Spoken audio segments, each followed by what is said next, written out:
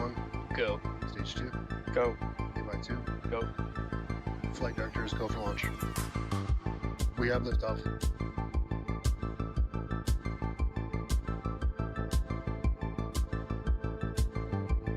Max Q. Vehicle is supersonic. Booster engine cut off.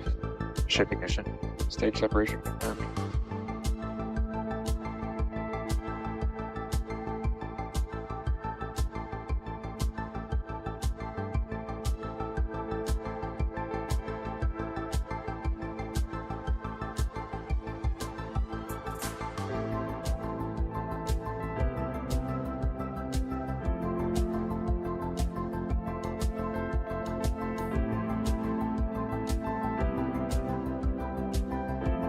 Operator go vote is set true. We are go for catch. Booster coming in hot for booster catch.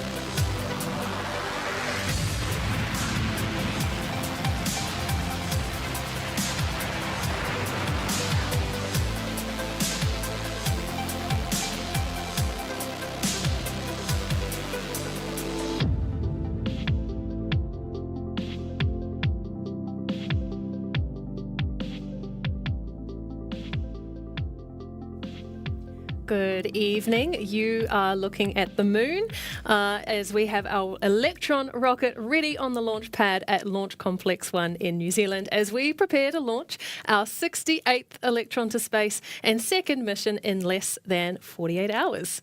It is T-minus 14 minutes, 16 seconds in the countdown to launch for Symphony in the Stars, a commercial mission headed to low Earth orbit with a single satellite on board. And my name is Muriel Baker. It is good to be with you.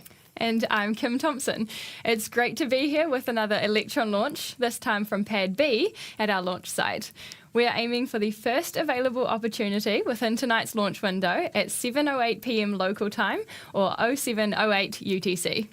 Operations have been progressing smoothly throughout the day, and the weather has been cooperating nicely so far throughout the count and is expected to remain clear at T0.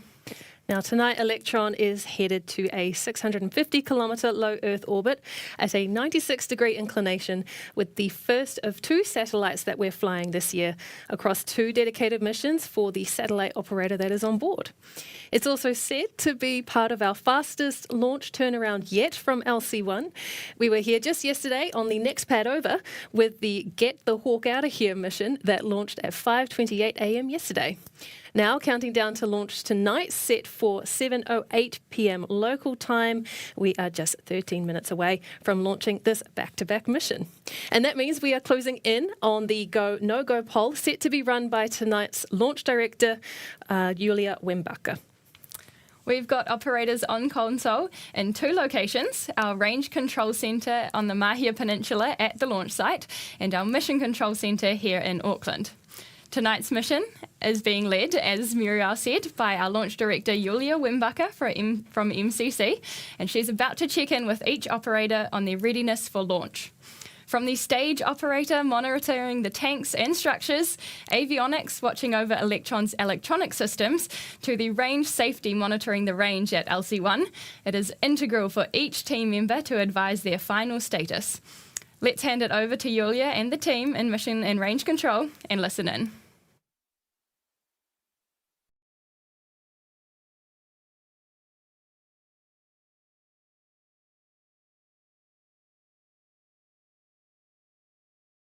And to all operators, LD and mission code, we are proceeding now with the go, no-go sequence. Stage. Stages go. Avionics. Avionics is go. GNC. GNC is go.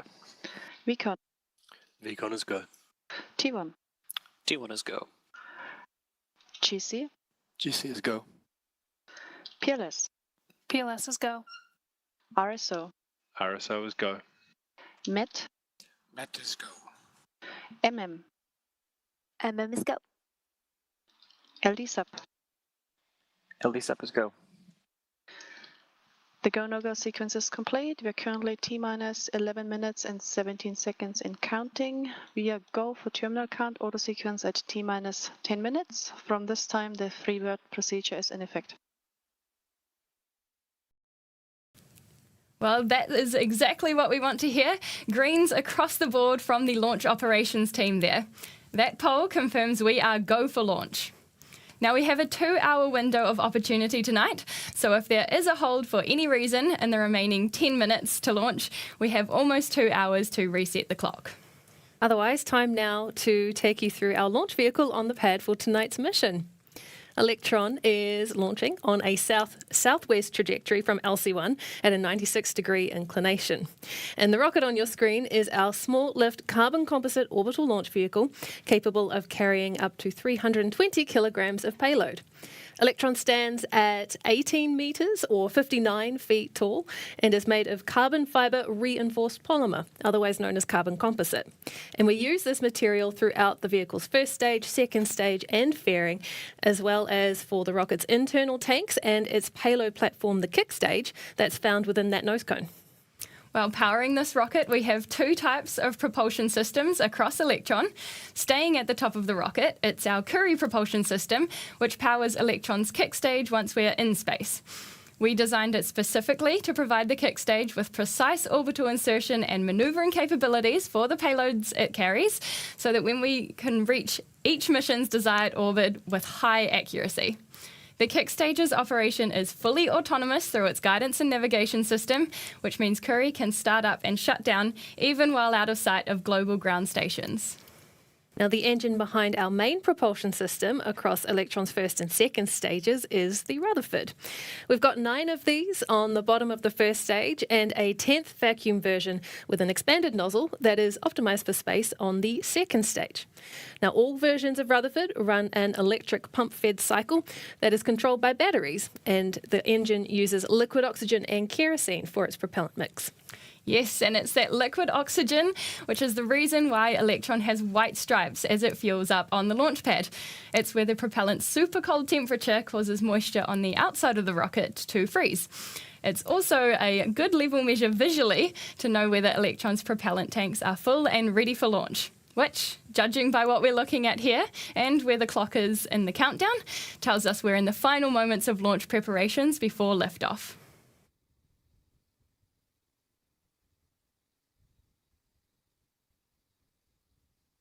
Stage LD mission code. LD stage. Please proceed with sequence 58, stage terminal checks. Copy, sequence 58 in work.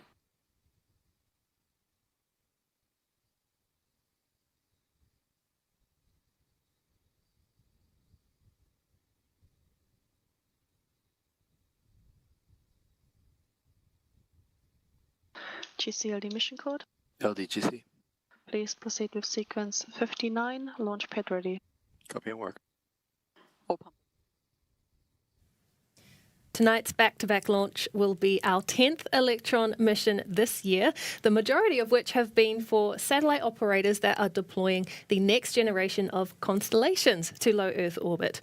And we've been ramping up Electron's launch cadence to meet the demand for regular, reliable and dedicated access to space that lets those constellation operators launch when and to where exactly it is that they need to place their next satellite.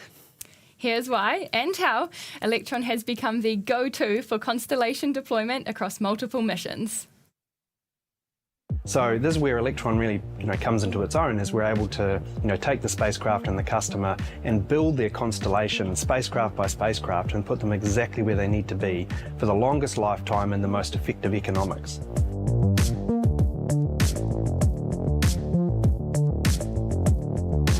There's two ways to get to orbit. One way is through a rideshare where you agglomerate a bunch of spacecraft onto one rocket, and the other way is to go and do it in a dedicated fashion, more like Electron, where you put a singular spacecraft on the top of the rocket and you get it exactly to where you want to go. Now, the one thing that we've seen over time is that rideshare missions have proved really, really important for initial customers to go there and put one spacecraft on orbit and kind of get a proof of concept.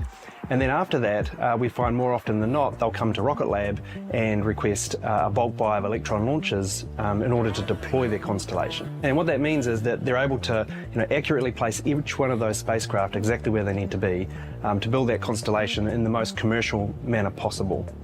You can think about it as kind of like an Uber service. So we'll customize our missions to suit the customer's needs. We launch when they need and to exactly where they need to go to.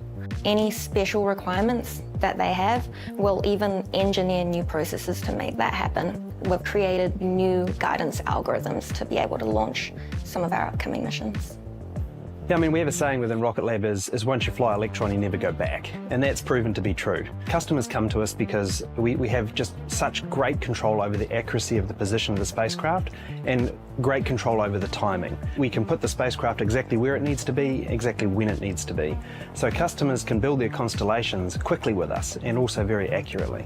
If they're wanting to build up a constellation from scratch, a lot of customers have an orbital plane requirement. So with target a right ascension of the ascending node or longitude of the ascending node. So for any satellite or sets of satellites, we can get the spacing between them exactly how the customer wants. Well, people care about dedicated because time is money. And deploying the constellation to exactly where it needs to be, over the area where the density of population or the density of services is super important. I think a lot of people think just space is space, but it absolutely is not. Every satellite has a postcode, if you will. Every satellite has a place that it is ideally suited to be to provide the best service to everybody. You can imagine that would be talking within kilometres, tens of kilometres when we're talking accuracy. When customers come with us, usually they request on apogee and perigee plus minus 15 kilometres and on inclination plus minus 0.15 degrees. What Electron usually achieves is actually within a couple of kilometres on the apogee and perigee, and on the inclination we're accurate to usually the second decimal place. Our best to date was for flight 50. On the apogee we were 8 metres, the perigee 3 metres, and the inclination was plus minus 0 degrees.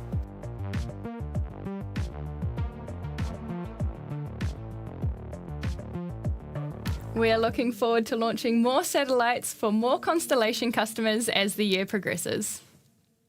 Otherwise, a check-in on the clock, and we are now at T-minus 3 minutes, 49 seconds and counting to launch with Electron. So in just a few moments, the countdown will be covered by the rocket's onboard flight computer from T-minus 2 minutes. And then final checks are completed autonomously by Electron as it prepares for liftoff, though it will continue to receive liquid oxygen into its propellant tanks up until about T-minus 1 minute and 30 seconds. We'll know that's been completed when we hear a call out from the mission control operator that the lock system is in recirculation. After that, we should hear the call out that the rocket's first and second stages are fully pressurized for launch. And this happens around 30 seconds or so after LOX loading is complete. Then it's over to the 10-second countdown by our launch director, with Electron's Rutherford engines on the first stage set to ignite at T-minus 3 seconds. It's time to bring up the mission control audio channels now to hear our operators call outs live as they happen. So we'll be back with you after liftoff. Lock the auto sequence and confirm. Locked. Then we can please confirm all flight computer ASCOs are green. All ASCOs are green. To all operators, we are go for auto sequence start at T-minus 2 minutes. LDs go for launch.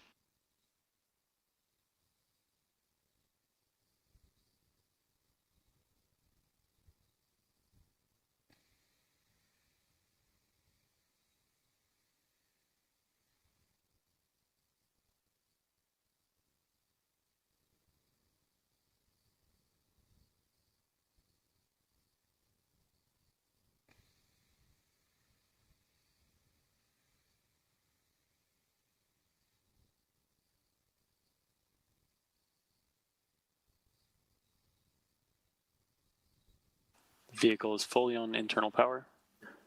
FTS is green and enabled for flight.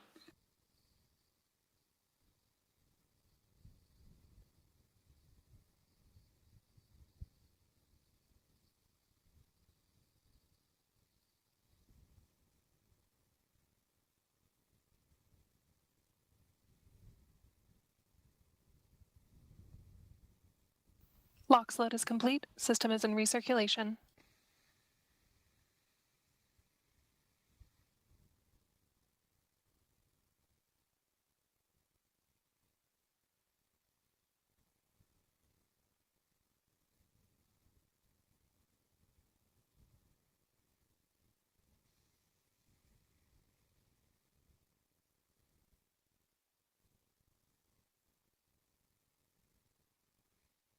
Anti-geysering is disabled.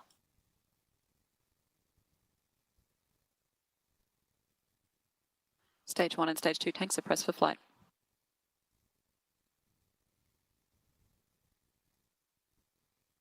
High flow engine purge enabled.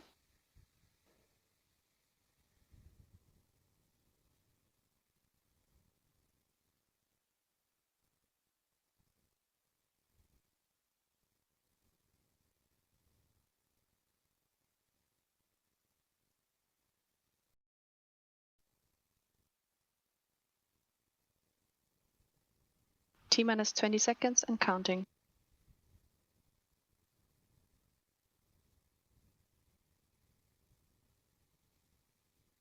Ten, 9, 8, 7, 6, 5, 4, 3, 2, 1.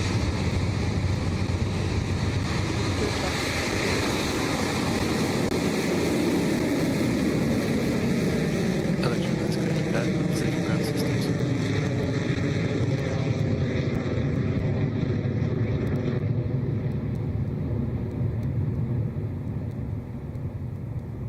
Beginning pitch over.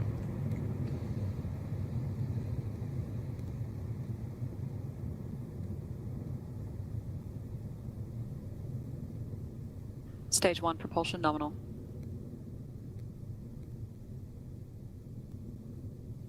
There goes our Electron rocket with a clean liftoff from LC1, now on its way to space for the 68th time.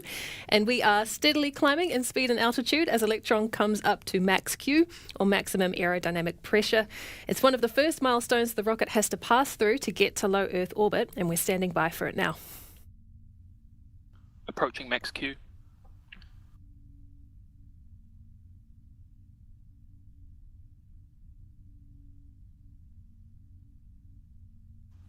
Cleared max Q. All right, we are clear through max Q there as Electron continues onto space, and everything is looking nominal across the rocket's speed and altitude.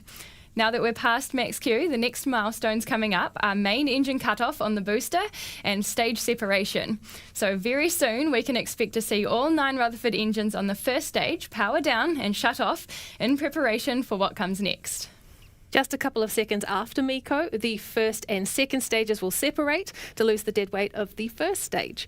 And then the second stage Rutherford engine will ignite and power up to propel the second stage onward to orbit. And those events are now coming up very shortly.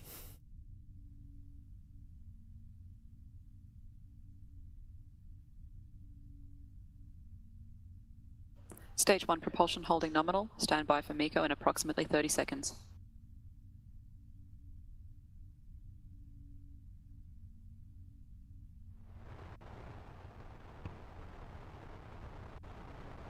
"15 seconds till staging. Entered burnout detect mode.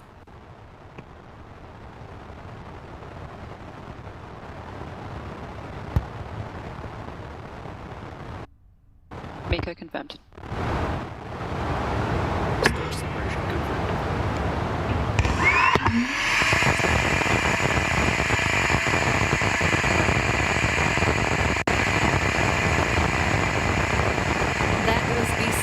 An electric pump-fed rocket engine in space. How cool. Thank you to our flight software team for that one.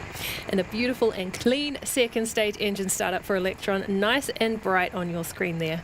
Electron's altitude is now more than 100 kilometers an hour, coming up quickly to the Kármán line as we hit more than 8,000 kilometers an hour on the speed dial. Everything is going great so far with Electron.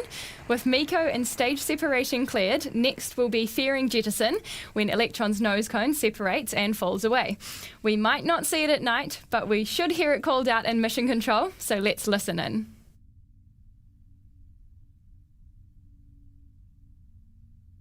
Fairing jettison confirmed.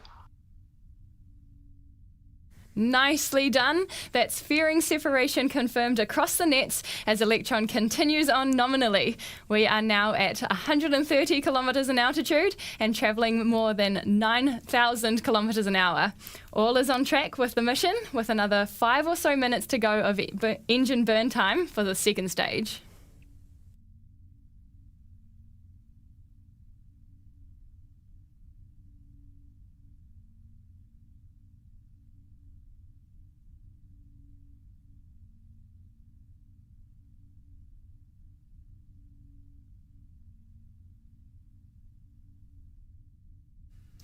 Guidance is looking good so far with the second stage. The plot lines for our planned and actual trajectory are closely matched on the right-hand side of your screen there, which is exactly what we want to see. And now that we are at T plus 4 minutes, 36 seconds into stage 2 flight, we have got just over 4.5 minutes left of engine burn time before we reach SECO and stage separation.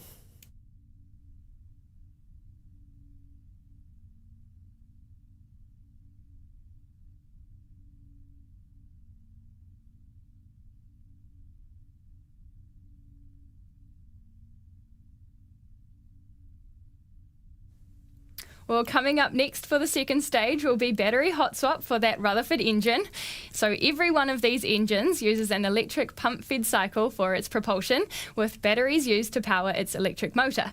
But the length of the engine burn time on stage 2 means that the battery pack it starts with will run dry before the engine is due for shutdown. So, Electron performs a manoeuvre called the battery hot swap, and that swaps in a fresh pack of batteries to keep the engine running for full duration. When that happens, you should see the first set of battery packs eject from the second stage and fall away, so let's watch out for that now.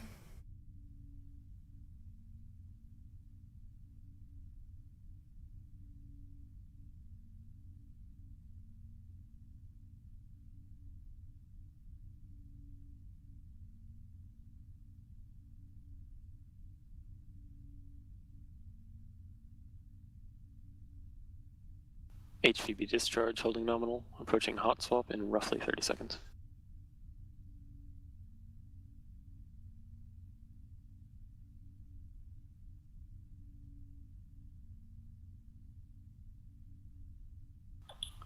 Throttling down.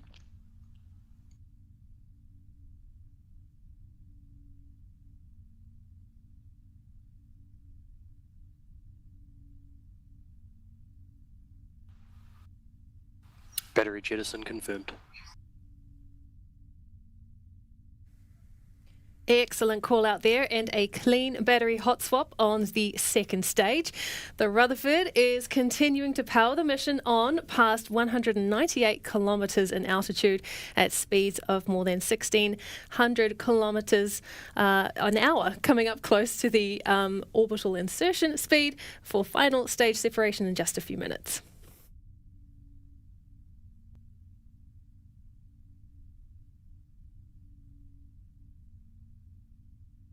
AFTS is saved.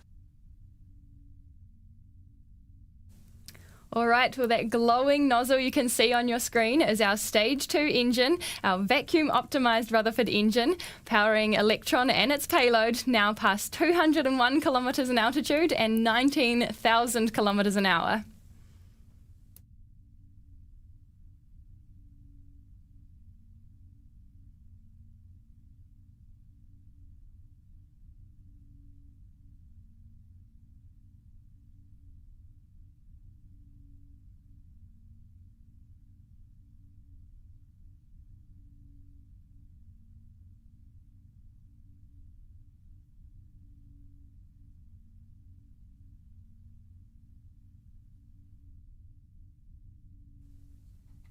Okay, we are just moments away from the final stage separation between Stage 2 and Electron's kick stage, preceded, of course, by the shutdown of the Rutherford engine for SECO, or second engine cutoff. The Rutherford engine on the second stage will throttle down before shutting off completely to allow for clean separation of the stages. From there, the kick stage will enter a coasting phase around the Earth before we light it up for payload deployment within the hour.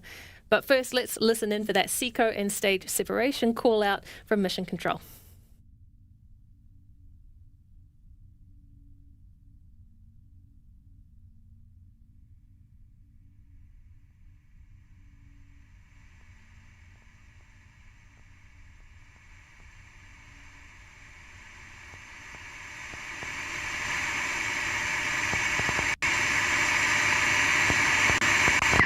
SECO confirmed.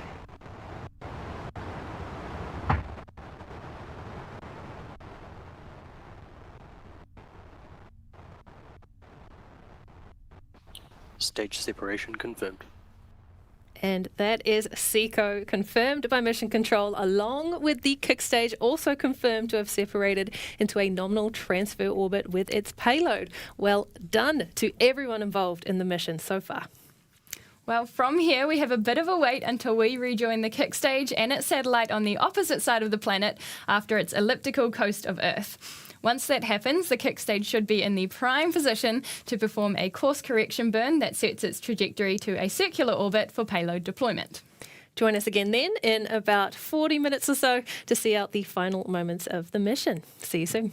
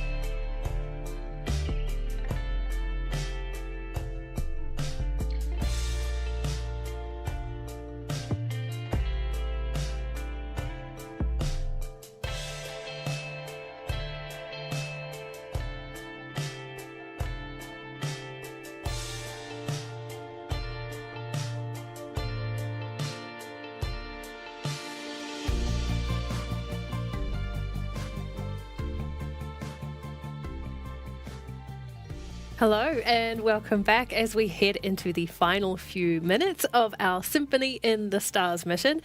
We are preparing to deploy a single satellite to a 650-kilometre circular Earth orbit, and we are only a few moments away from that separation event on the kick stage. We've otherwise had another nominal Electron launch this evening, lifting off from Launch Complex 1 at 7:08 p.m. local time. Now, after the kick stage was separated to its transfer orbit, we have been in a coast phase around Earth for the last 40 minutes or so. So up next is Curie engine ignition on the kick stage. Let's check in with Mission Control for the last few milestones.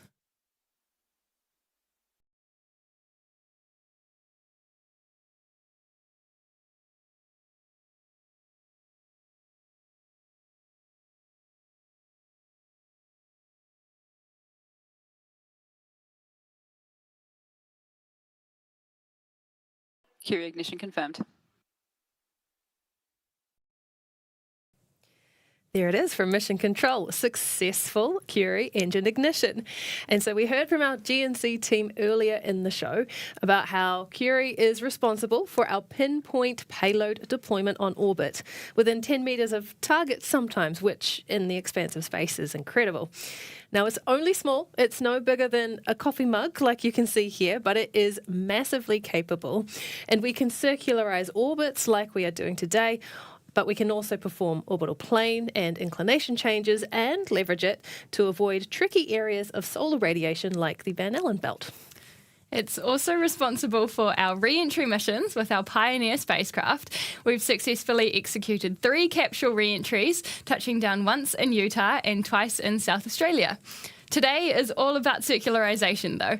The Curie will burn for just under 2 minutes total, rounding out our orbit to a 650-kilometre perigee and a 650-kilometre apogee. Shortly after the engine shuts down, we'll be ready for payload deployment and the separation system will initiate, delivering our customer satellite to their desired location.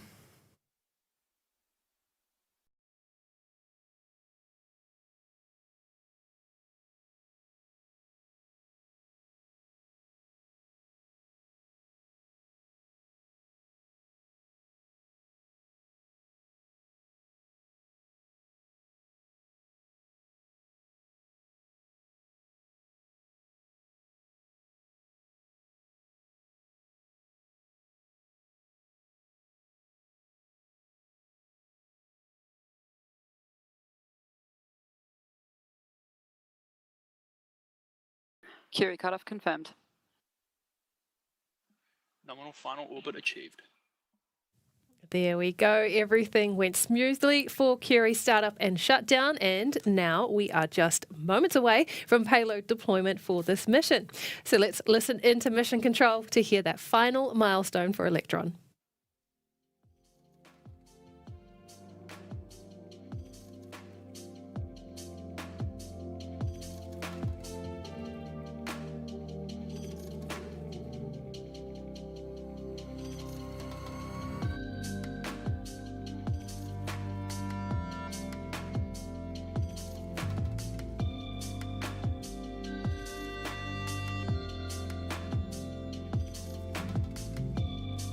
Payload deployment confirmed.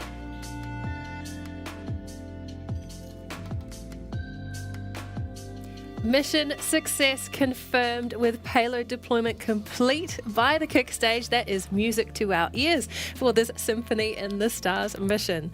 Congratulations to our customer for tonight's mission, and all the best with satellite commissioning in the days to come. To the Electron team, congratulations on launch number 68. It won't be long before we're back on the pad for our next mission with Electron, so keep your eyes on our website and social media for updates on the next launch and any other RocketLab news.